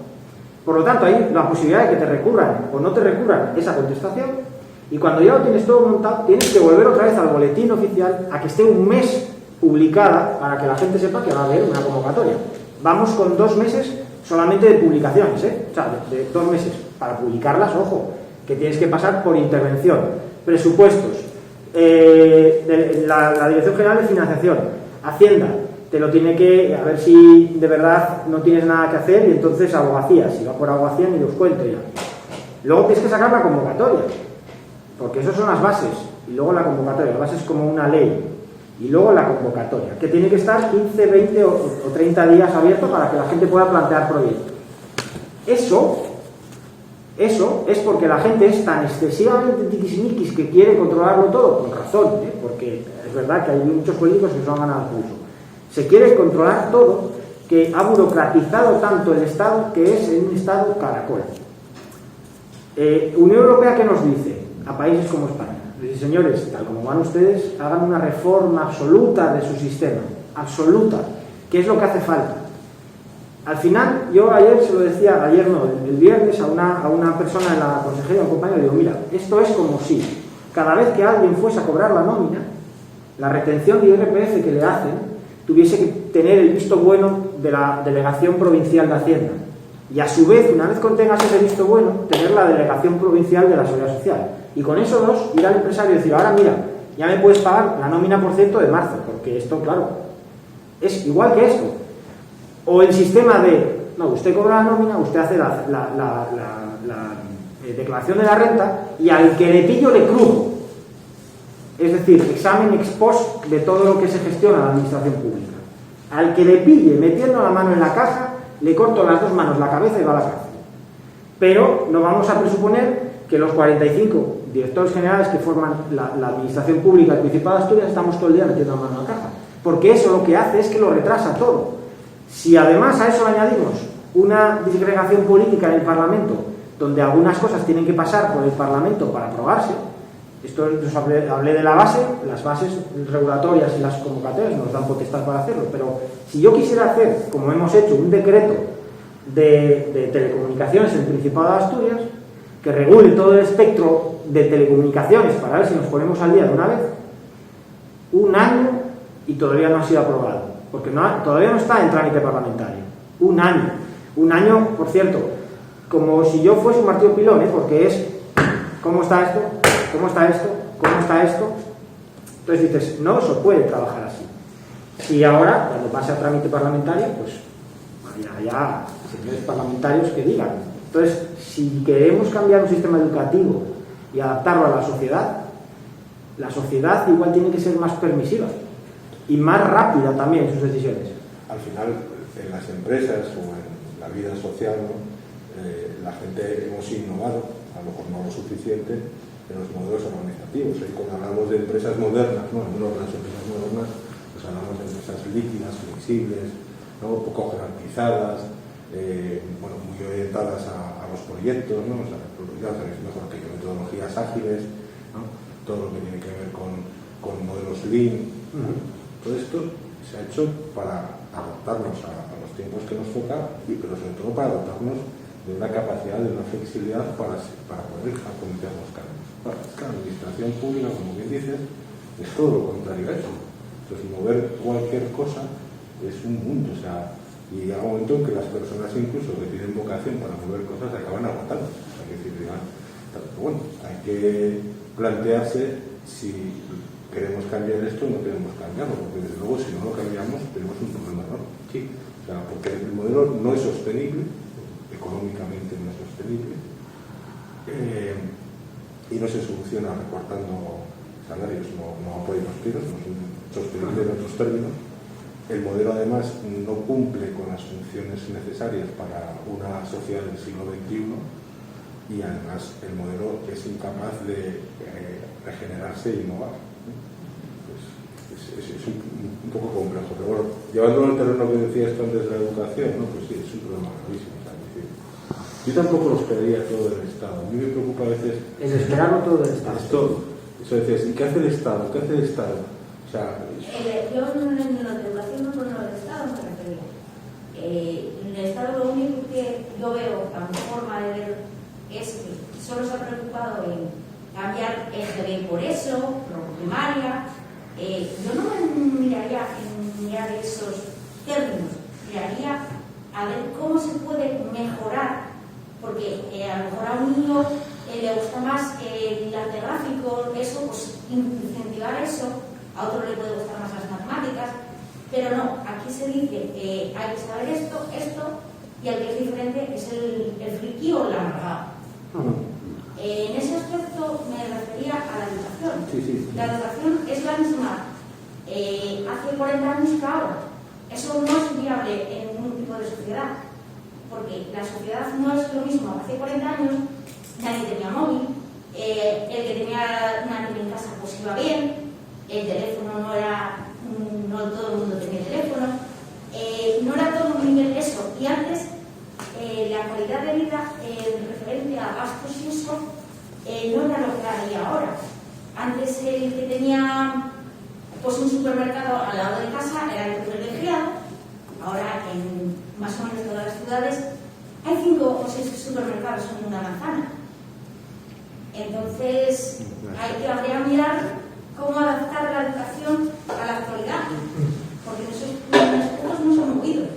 Pero es lo que decía él antes, que las matemáticas, por ejemplo, no es lo mismo que tú enseñes vectores o coordenadas, que cojas y te digas, pues mira, con las coordenadas tú mueves este robotito, si se mueve de tal punto a tal punto, y son con coordenadas. Y es decir, es la diversión, es decir, hacerlo más entretenido la enseñanza, que era lo mismo que decía él. Yo de todas maneras, por aportar un poco de... Parece aquí que me han puesto a mí la única chica y el elemento subversivo, pero os voy a decir, por aportar un poco de optimismo, quiero daros optimismo en este sentido. Creo que lo de la universidad estoy totalmente de acuerdo y yo sí que tengo de primera mano y es que sufro con eso. Pero también opino que no podemos estigmatizar a toda la universidad. También hay gente como nosotros. Ya veis que yo ahora voy a hablar, yo soy técnico, no soy para nada ni político ni nada, y sí que creo en lo que hago y lo defiendo, y creo que poco a poco vamos cambiando las cosas. En la universidad hay gente buena y gente que intenta cambiar las cosas. Yo antes estuve presentando otra charla y en la universidad aquí en Gijón pues tenéis gente que está trabajando en el tema del Media Lab. Tenemos departamentos que son profesores, que sí que es verdad o departamentos, pero que poco a poco yo sí que creo que bueno, en determinadas materias se va avanzando. Y luego en la administración, te tengo que decir que Gijón vamos mucho más rápido. No sé, la administración local nosotros igual damos mucho el coñazo o lo que sea, pero igual que Iván decía que tardan, pues nosotros en el confinamiento nos pusimos a hacer todas estas bases y dijimos que hay que cambiar, pues sacar para la gente antes de darse de alta, para proyectos colaborativos. Y fijaros, lo hicimos durante el confinamiento en marzo, pues ya hubo la primera convocatoria, el primer plazo de solicitud ya fue en julio y sacamos ahora otro en septiembre. Con lo cual sí que es verdad que hay que pelearse con intervención, con todo, pero que están entrando, y que es más rápido. Aunque tú misma, y es verdad que Gijón, la administración local no, es más rápida. Era por decir, por no, pero me refiero, pero fijaros que la respuesta de una administración pública ante una pandemia como esta, empiezas en marzo, abril, mayo, junio y sacas en julio. Es decir, la respuesta más rápida de una administración pública municipal, porque es más pequeña, la regional, a mí me dijeron, esto es como el Titanic, va siempre muy lento pero muy directo, ¿no? 5 meses.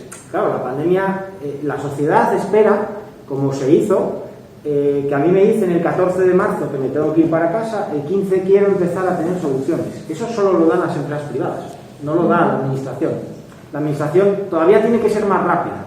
Es decir, y es verdad que lo que ha pasado, yo os digo que ha sido brutal. Es decir, si me dicen al principio que pongo en un papel cuánto estimo que voy a tardar en ver lo que he visto de la administración, yo te digo que termina el 23 y no vería sus cambios. Ha sido abismal. Por eso, que poco a poco yo creo que vamos cambiando, pero ahí sois vosotros también los que tenéis en vuestra mano el cambio. Tenemos que estar todos... Yo creo que ese cambio se ha visto muy acelerado por el COVID.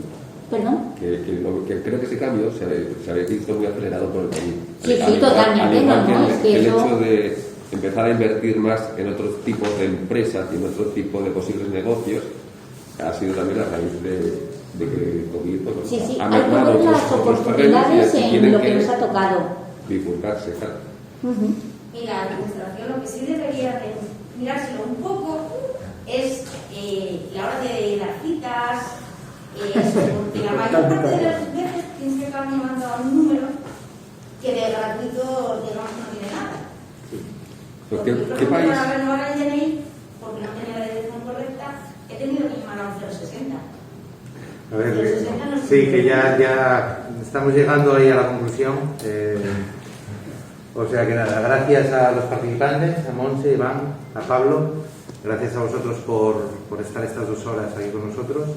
Y nada, yo me quedo con la reflexión de recuperar ese talento, Pablo, lo que tú comentabas, y que realmente sea una marca Asturias y que sea también un elemento de atracción de inversiones y valor para Asturias, ¿no? Que yo creo que hay un elemento diferencial importante. Yo, para mí, las conclusiones finales muy fáciles son: en Asturias hay un talento de la leche específico en el sector de videojuego.